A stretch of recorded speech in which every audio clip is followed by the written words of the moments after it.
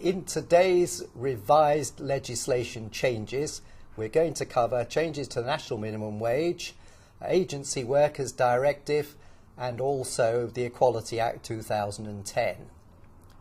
Starting with the National Minimum Wage, from the 1st of October, the changes are the over 21 from £5.80 to £5.92.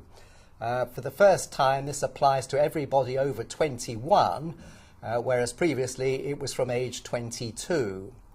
Between 18 and 21, the rate goes up from £4.83 to £4.92. 16 and 17-year-olds, the increase is from £3.57 to £3.64.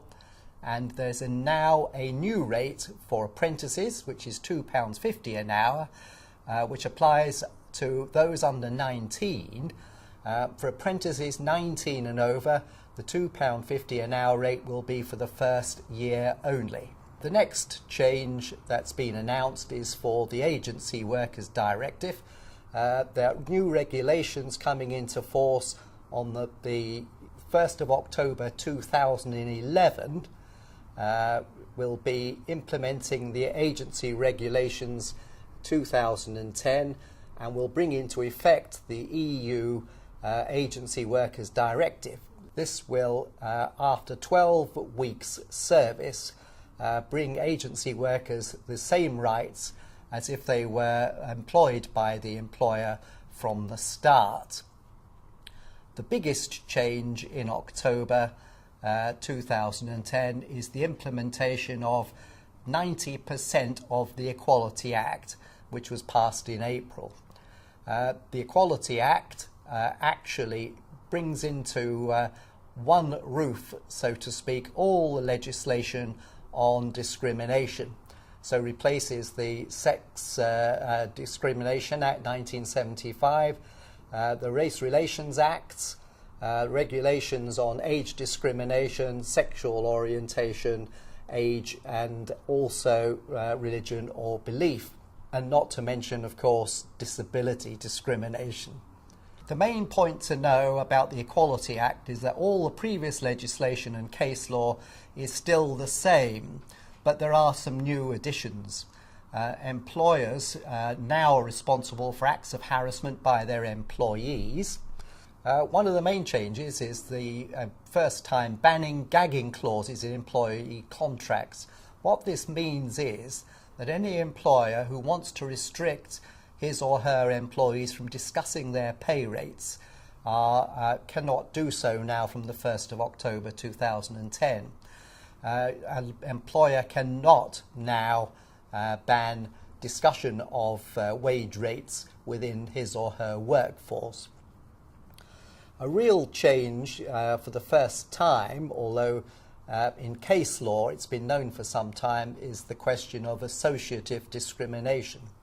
Associative discrimination arises where an employee is being discriminated because he or she has the responsibility for the care of a disabled person. Discrimination arises where the employer of that employee is treating that person differently because of their caring responsibilities. This will give rise to a claim against that employer by that employee because of his or her responsibilities. Therefore, if that employee is being picked on in an unjust way, he or she will have the same claim for disability discrimination as if he or she was the disabled person.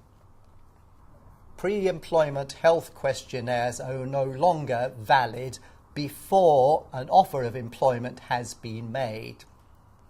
An employer is not able, as part of the recruitment process, to insist on a pre-employment health questionnaire. Such a questionnaire can only now arise once an offer of employment has been made. The idea behind this is to prevent discriminatory acts before employment's made against someone who may have a disability. The remaining part of the Equality Act has yet to be brought into force. various issues that were discussed at the time the Act came in have not yet been brought into force. These include compulsory pay reporting on the amounts to be paid to various members of staff for those employers of 250 employees or more. The right to bring dual claims has also not yet been brought into force. And also positive discrimination issues that can arise again have not yet been brought into force. For further information on these and any other matters, you can telephone us at any time on 08450 50 40 60.